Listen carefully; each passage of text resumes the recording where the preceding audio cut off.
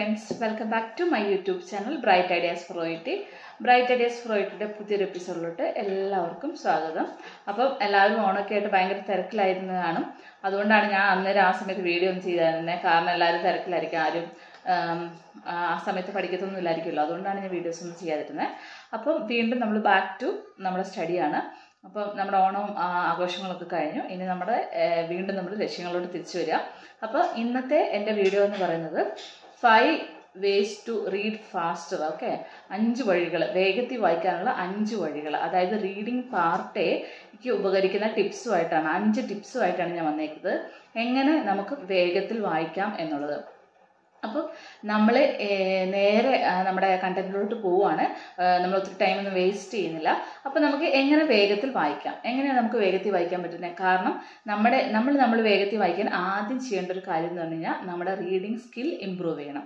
നമ്മുടെ reading skill improve ചെയ്യാൻ മാത്രം നമ്മൾ വേഗത്തിൽ വായിച്ച് നമുക്ക് മനസ്സിലാക്കാൻ പറ്റത്തുള്ളൂ. നമ്മൾ വേഗത്തിൽ വായിക്കുക എന്നതുകൊണ്ട് ഉദ്ദേശിക്കുന്നത് നമ്മൾ സ്പീഡിൽ അത് റീഡ് ചെയ്ത് പോവുക എന്നുള്ളതല്ല.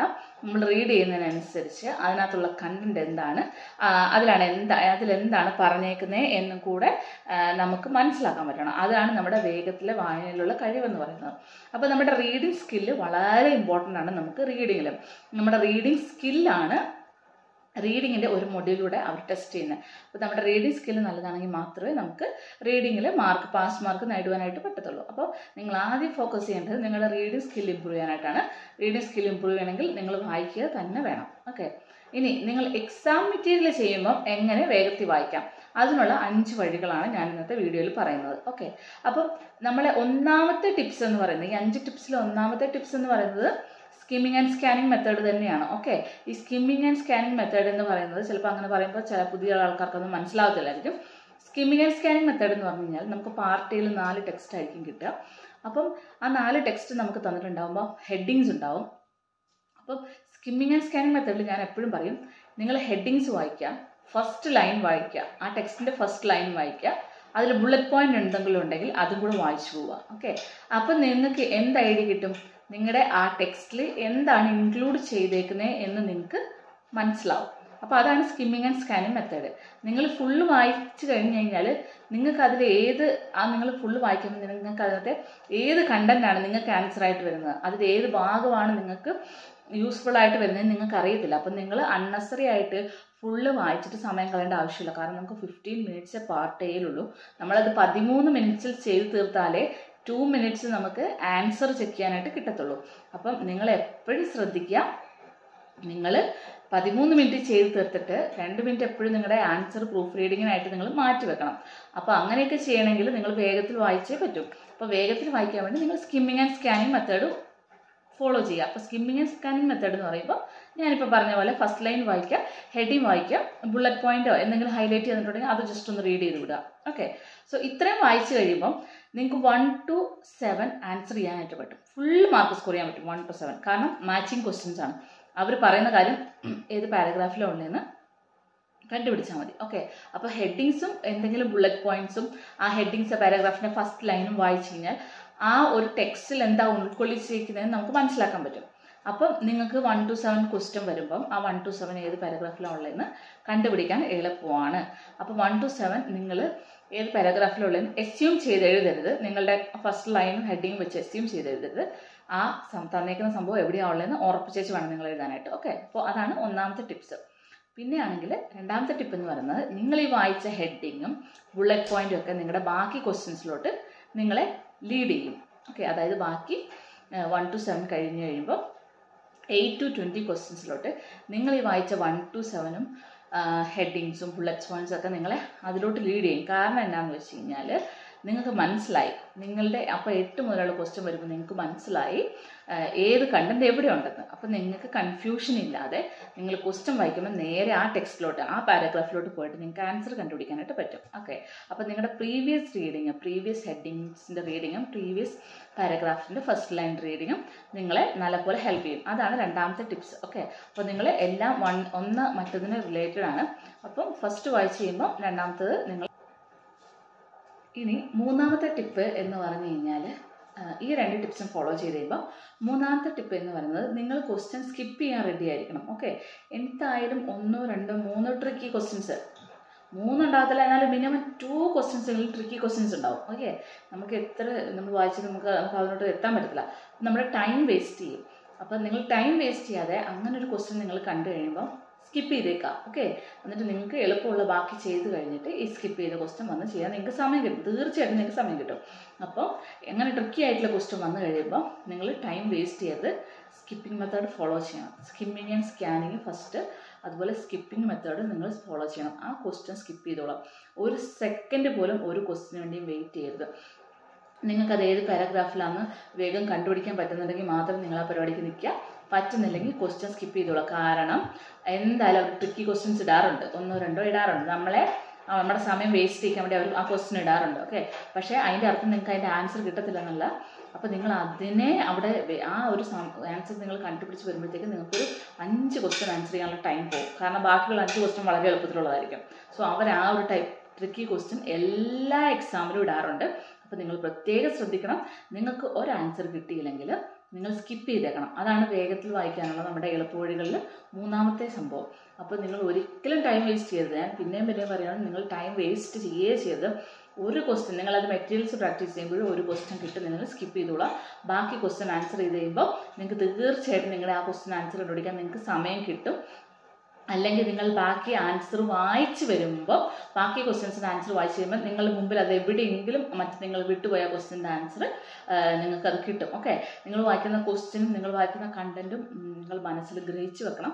നിങ്ങൾ വെപ്രാളത്തിന് നിങ്ങൾ എവിടെ എന്ത് വായിച്ചു എന്നുള്ളത് വിട്ടുപോകരുത്. നിങ്ങൾക്ക് അങ്ങനെ വിട്ടു പോകുന്നുണ്ടെങ്കിൽ നിങ്ങൾ വായിച്ച് പോകുമ്പോൾ ഇമ്പോർട്ടൻറ്റ് പോയിൻറ്റ്സ് അണ്ടർലൈൻ ചെയ്ത് പോകാൻ പറ്റും. അത് ഹൈലൈറ്റ് ചെയ്യാൻ പറ്റും നിങ്ങൾക്ക്. ഓക്കെ, ചിലപ്പോൾ നിങ്ങൾ ആ ഇമ്പോർട്ടൻറ്റ് പോയിൻറ്റ്സ് അണ്ടർലൈൻ ചെയ്ത് പോകുന്നത് നിങ്ങളുടെ ബാക്കി ക്വസ്റ്റ്യൻസിൻ്റെ ആൻസേഴ്സ് ആയിരിക്കും.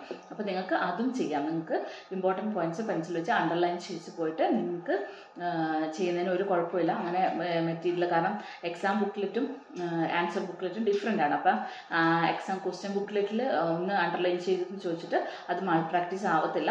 നിങ്ങൾക്ക് ആ മെത്തേഡ് ഫോളോ ചെയ്യാവുന്നതാണ്. ഓക്കെ, അപ്പം നിങ്ങൾക്ക് ഒരു ക്വസ്റ്റ്യൻ ആൻസർ കിട്ടിയില്ലെങ്കിൽ നിങ്ങൾ സ്കിപ്പ് ചെയ്യണം, മറക്കരുത്. ഒരു ക്വസ്റ്റ്യൻ ആൻസർ കിട്ടിയില്ലെങ്കിൽ തീർച്ചയായിട്ടും നമുക്ക് ടെൻഷൻ വരും, വെപ്രാളം വരും. ബാക്കി ക്വസ്റ്റ്യൻസും ഇതുപോലെ ആയിരിക്കും എന്നൊക്കെ നമ്മൾ ചിന്തിക്കും. പക്ഷേ അതിനൊന്നും നിങ്ങൾ സമയം കൊടുക്കരുത്, അതിനൊന്നും ഇടവരുത്തരുത്. അടുത്ത ക്വസ്റ്റ്യൻ വായിച്ചോളാം, ആൻസർ ചെയ്തോളാം. ഓക്കെ, പിന്നെ 4ാമത്തെ നമ്മുടെ ടിപ്സ് എന്ന് പറഞ്ഞു കഴിഞ്ഞാൽ ഈ 5 ടിപ്സും വളരെ ഇമ്പോർട്ടൻ്റ് കേട്ടോ.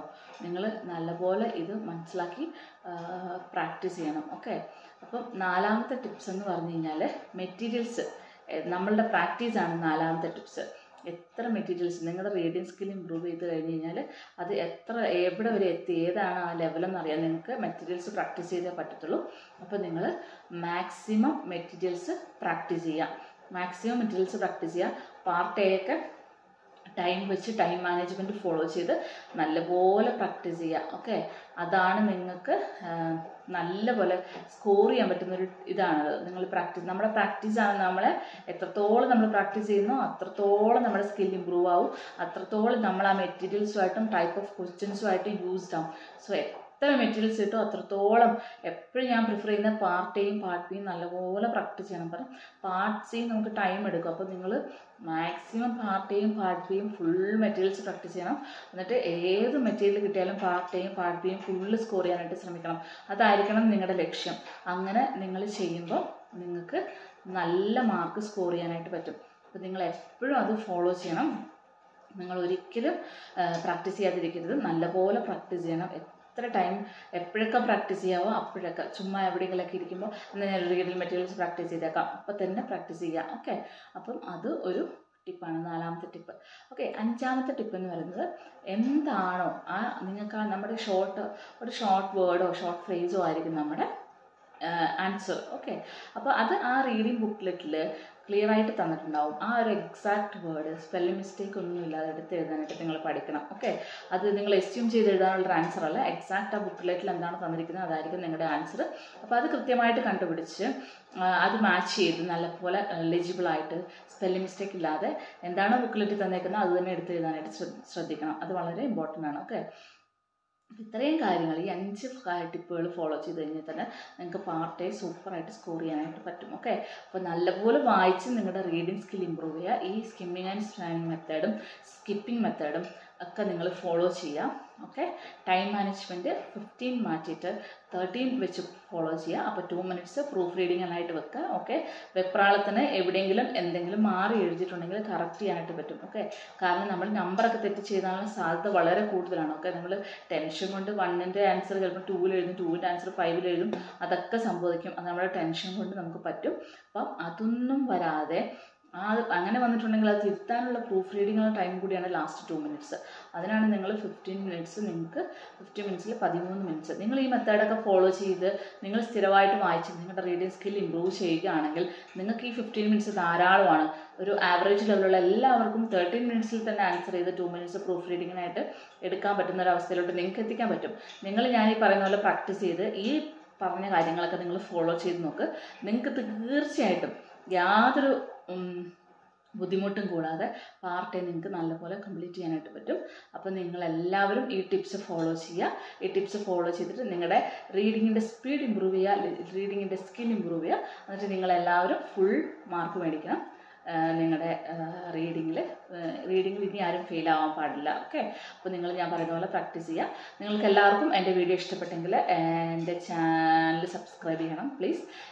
പിന്നെ വീഡിയോ ഇഷ്ടപ്പെടുകയാണെങ്കിൽ ലൈക്ക് ചെയ്യണം. നിങ്ങളുടെ കമൻറ്റ്സ് എനിക്ക് ഭയങ്കര വാല്യുബിളാണ്. നിങ്ങൾക്ക് എന്തെങ്കിലും അഭിപ്രായം ഉണ്ടെങ്കിലും നിങ്ങൾക്ക് ഇഷ്ടപ്പെടുവാണെങ്കിലൊക്കെ നിങ്ങൾ കമൻറ്റിൽ നിങ്ങൾ അപ്ഡേറ്റ് ചെയ്യാം. അതെനിക്കൊരു ഭയങ്കര സപ്പോർട്ടാണ്.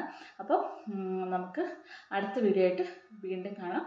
അപ്പോൾ എല്ലാവരും സബ്സ്ക്രൈബ് ചെയ്യണം, സപ്പോർട്ട് ചെയ്യണം. നിങ്ങൾ ഇത്ര നാളത്തെ സപ്പോർട്ടിനും സ്നേഹത്തിനും ഒത്തിരി നന്ദി. Thank you so much for watching my video.